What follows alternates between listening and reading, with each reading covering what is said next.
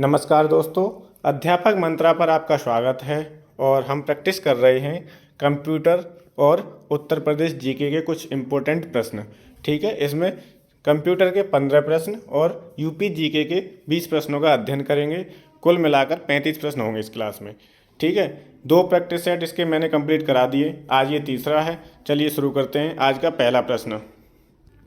पहला प्रश्न है, निम्नलिखित में से किस डिवाइस का उपयोग कंप्यूटर एडेड डिजाइन सीएडी जैसे एप्लीकेशनों के लिए किया जाता है? स्पीकर का, पेंटोग्राफ का, स्कैनर का या प्लॉटर का? तो 66 का उत्तर हो जाएगा प्लॉटर। क्या हो जाएगा? प्लॉटर। अगला प्रश्न है, राष्ट्रीय सुरक्षा के हवाई यातायात और रडार को नियंत्रित करने के लिए किस प्रकार के कंप्यूटरों का उपयोग किया जाता है? राष्ट्रीय सुरक्षा के हवाई यातायात और रडार के लिए तो डिजिटल कंप्यूटर, हाइब्रिड, एनालॉग या पर्सनल कंप्यूटर? तो कौन सा कंप्यूटर यूज होता है? Hybrid computer. और 67 का क्या हो जाएगा? बी उत्तर सही है। क्या है? बी। अगला प्रश्न है 68, बुद्धिमान एजेंट के माध्यम से महसूस करते हैं और के माध्यम से कार्रवाई करते हैं। तो क्या इसमें फिल इन द ब्लैंक्स में क्या आएगा? तो सेंसर्स और एक्यूएटर्स, दूसरा है रिमोट सिग्नल्स, तीसरा है सेंसर्स, एक्यूएटर्स और रिमोट सिग्नल्स, या दिए गए विकल्पों में से कोई नहीं। तो इसका उत्तर हो जाएगा the intelligent agent sense through sensors, ठीक है, एंड टेक एक्शन थ्रू एक्यूएटर्स। तो क्या हो जाएगा इसका उत्तर? 68 का ए हो जाएगा, सेंसर्स और एक्यूएटर्स। ठीक, 68 का क्या हो जाएगा? ए उत्तर सही है। अगला प्रश्न है, निम्नलिखित में से LISP का सही फुल फॉर्म क्या है? Language processing, list processing, language inspection या लिंग्विस्टिक प्रोग्रामिंग? तो LISP का फुल फॉर्म होता है लैंग्वेज प्रोसेसिंग, और 69 का उत्तर हो जाएगा ए। क्या हो जाएगा 69 का ए? 70 है, मोबाइल डिवाइस का उपयोग करके स्टोरेज और फाइल शेयरिंग सेवाओं को प्रभावी सूचना प्रबंधन के लिए उपयोगी माना जा सकता है। Storage and file sharing service that can be accessed using a mobile device are useful for effective information management. तो 70 का क्या हो जाएगा? Cloud based. क्या हो जाएगा इसका उत्तर? क्लाउड बेस्ड हो जाएगा। ठीक है, तो 70 का उत्तर हो जाएगा डी। क्या हो जाएगा? D.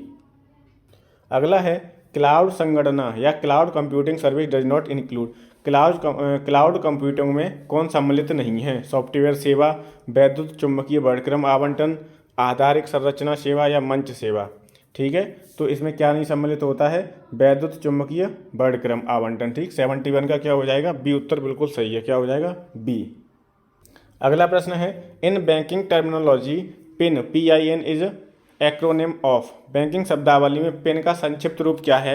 Payment identification number, private identification number, password identification number या पर्सनल आइडेंटिफिकेशन नंबर? तो जो पिन होता है PIN, इसका फुल फॉर्म क्या होता है? Personal identification number. ठीक, ये पूछा गया है कई बार, इंपॉर्टेंट है। तो PIN का फुल फॉर्म क्या हो जाएगा? Personal identification number. अगला प्रश्न है, ई गवर्नेंस मल्टीमीडिया और मनोरंजन के संदर्भ में IECT शब्द का क्या अर्थ है? तो IECT Indian electronics and common technology, information electronics and computer technology, information electronics and communication technology, और चौथा है integral electronics and communication technology. तो IECT का फुल फॉर्म होता है information electronics and communication technology. C उत्तर इसका सही हो जाएगा। IECT ये फुल फॉर्म पूछी जाती हैं एग्जाम के लिए, इंपॉर्टेंट है। IECT। ठीक है, तो ये PIN का क्या होता है? तो वो भी याद रखना है, पर्सनल आइडेंटिफिकेशन नंबर। IECT का क्या है? Information electronics and communication technology. अगला है 74, MS वर्ड में निम्नलिखित में से किस की कॉम्बिनेशन या समुच्चय को दबाकर पेज ब्रेक इंसर्ट किया जा सकता है? पेज ब्रेक इंसर्ट किससे किया जाएगा? Ctrl+F1, Shift+Enter, Shift+F1 या Ctrl+Enter? तो 74 का क्या हो जाएगा? 74 का Ctrl+Enter से क्या हो जाएगा? दबाकर पेज ब्रेक इंसर्ट किया जा सकता है। क्या पेज ब्रेक इंसर्ट किससे होगा? Ctrl+Enter से। अगला है, निम्नलिखित में से माइक्रोसॉफ्ट वर्ड का कौन सा व्यू टेक्स्ट दिखता है? जैसे यह हेडर और फुटर के बिना प्रिंटेड फॉर्मेट में दिखाई देता है। Print layout view, draft view, read mode view या प्रिंट व्यू? तो क्या हो जाएगा इसका उत्तर? माइक्रोसॉफ्ट वर्ड का कौन सा व्यू है जो टेक्स्ट दिखता है, जैसे यह हेडर और फूटर के बिना प्रिंटेड फॉर्मेट में दिखाई देता है, तो कौन सा व्यू होता है वो होता है ड्राफ्ट व्यू। कौन सा होता है? Draft view. और 75 का हो जाएगा बी। क्या हो जाएगा? बी। अगला है multimedia software usually do not incorporate, तो मल्टीमीडिया सॉफ्टवेयर सामान्यतः को सम्मिलित नहीं करता है। इनमें से किसे सम्मिलित नहीं करता? तो वो नहीं करता है वर्ड डॉक्यूमेंट को, ठीक। ध्वनि, साउंड, इमेज और वीडियो सीक्वेंस मल्टीमीडिया में सम्मिलित होते हैं। को क्या नहीं होता है? तो वर्ड डॉक्यूमेंट नहीं होता है। 76 का क्या हो जाएगा? ए हो जाएगा।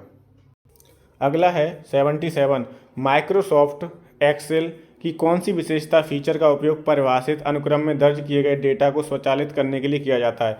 स्टाइलिश, ऑटोफिल, इंटेंडिंग या फिर अलाइनमेंट। तो अनुक्रम में दर्ज किए गए डेटा को स्वचालित करने के लिए किया जाता है ऑटोफिल। क्या किया जाता है? ऑटोफिल। और 77 का हो जाएगा बी। क्या हो जाएगा? 77 का बी। अगला है फाइल के लिए एक्सटेंशन की पहचान करें, ठीक है, ग्राफिक्स फाइल के लिए। तो .avi, .mid, .dbf या .jpg। तो file identity the extension for a graphics file के लिए होता है .jpg। क्या होता है? .jpg। तो 78 का हो जाएगा डी। क्या हो जाएगा? डी। ठीक है। अगला है find the odd one out, निम्नलिखित में से कौन सा विकल्प अलग है? तो लाइनक्स, विंडोज़ और C++ और विंडोज 7। तो ये जो लाइनक्स है, विंडोज 98 है, विंडोज 7, ये तो हैं आपके ऑपरेटिंग सिस्टम, ठीक है। और ये CC क्या है? ये एक लैंग्वेज होती है। क्या होती है? एक लैंग्वेज होती है। तो यही वाला अलग है। ये क्या है? अलग है, ठीक। अगला है प्रोसेस्ड डाटा को किस रूप में जाना जाता है? तो process data is known as information. 80 का क्या हो जाएगा? बी हो जाएगा। प्रोसेस डाटा को किस रूप में जाना जाता है? इंफॉर्मेशन के रूप में जाना जाता है। 80 का उत्तर हो जाएगा बी। क्या हो जाएगा? बी।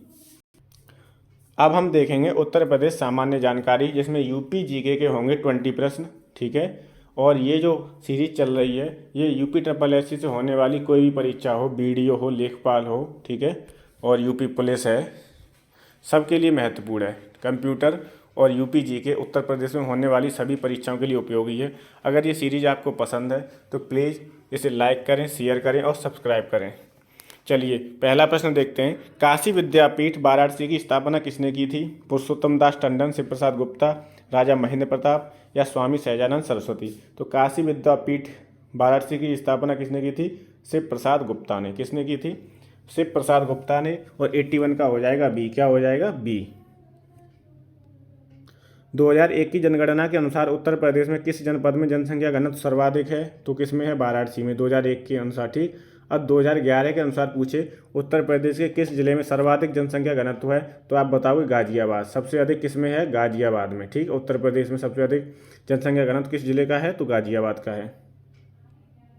उत्तर प्रदेश में कौन सी योजना सबरी संकल्प अभियान की शुरुआत की गई है? मतलब किस चीज़ को दूर करने हेतु?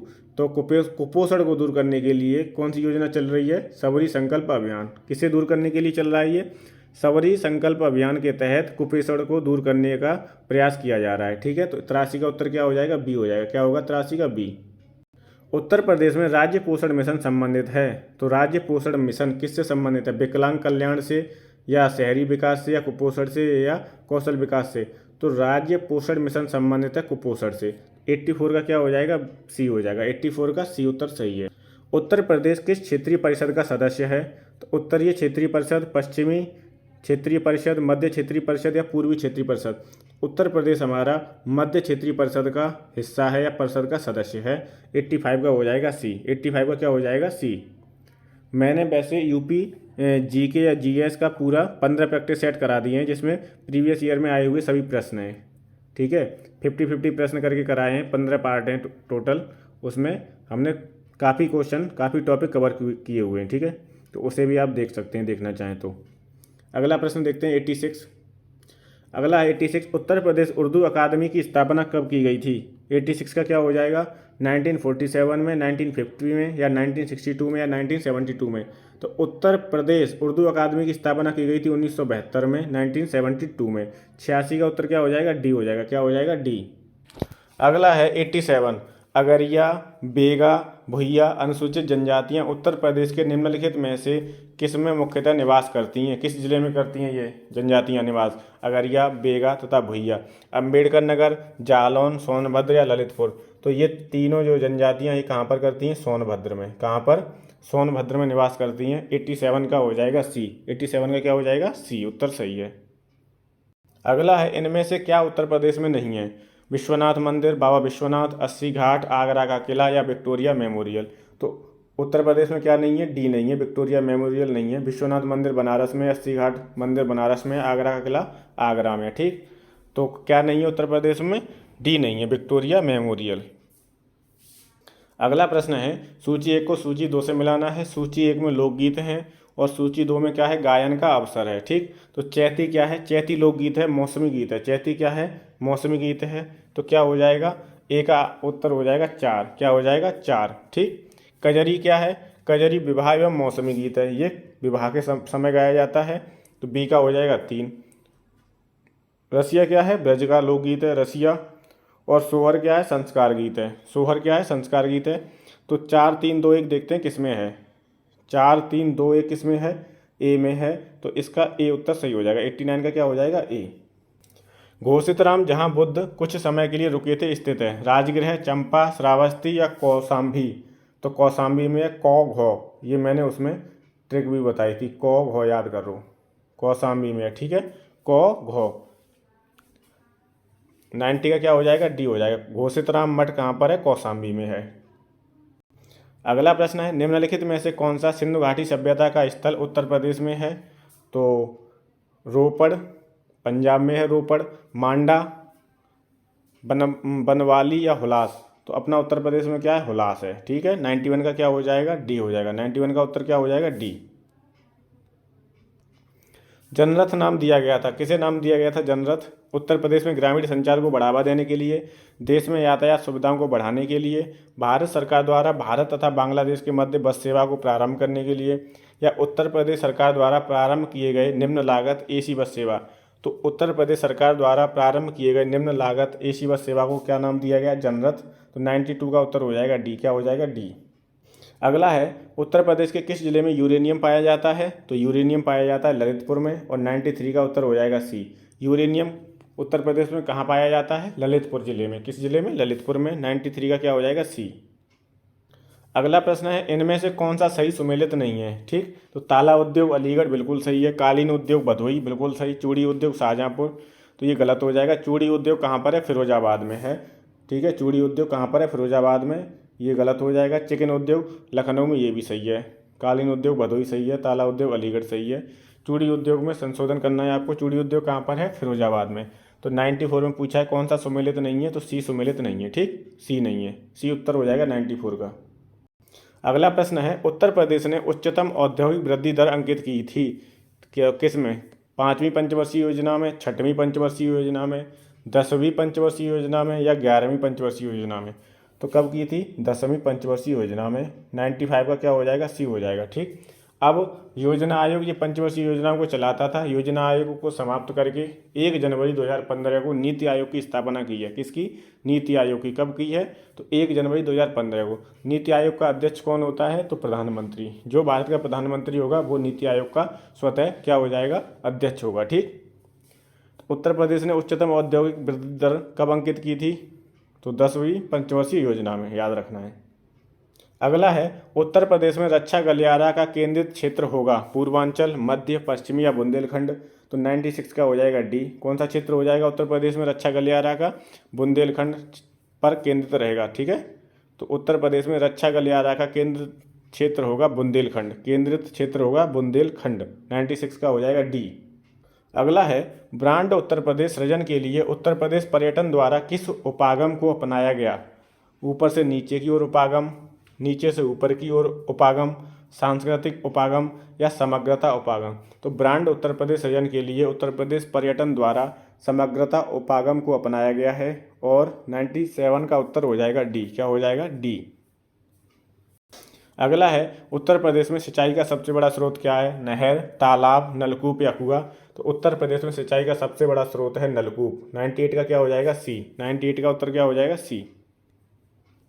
अगला है, निम्नलिखित में से कौन सा फसल चक्र पूर्वी उत्तर प्रदेश के लिए सर्वाधिक उपयुक्त है? तो धान, मक्का, गेहूँ, मक्का, आलू, मूंग, मक्का, तोरिया, गेहूँ या कपास, गेहूँ, मूंग। तो सर्वाधिक उपयुक्त कौन सा फसल चक्र है पूर्वी उत्तर प्रदेश में? तो वो है धान, मक्का, गेहूँ और 99 का हो जाएगा ए। क्या हो जाएगा? ए। अगला प्रश्न है, उत्तर प्रदेश का कौन सा जनपद दशहरी आम का सर्वोच्च उत्पादक है? आगरा, लखनऊ, वाराणसी या प्रतापगढ़। तो क्या है? लखनऊ है। ठीक, लखनऊ दशहरी आम का सर्वोच्च उत्पादक है। और ये हमारे 35 प्रश्न कंप्लीट हो गए हैं, जिसमें हमने 15 प्रश्न कंप्यूटर के और 20 प्रश्न यूपी जीके के पढ़े थे। ठीक, तो आज की क्लास को यहीं समाप्त करते हैं। कल हम देखेंगे प्रैक्टिस सेट 4। ठीक, तो अध्यापक मंत्रा के साथ जुड़ने के लिए धन्यवाद। Thank you so much.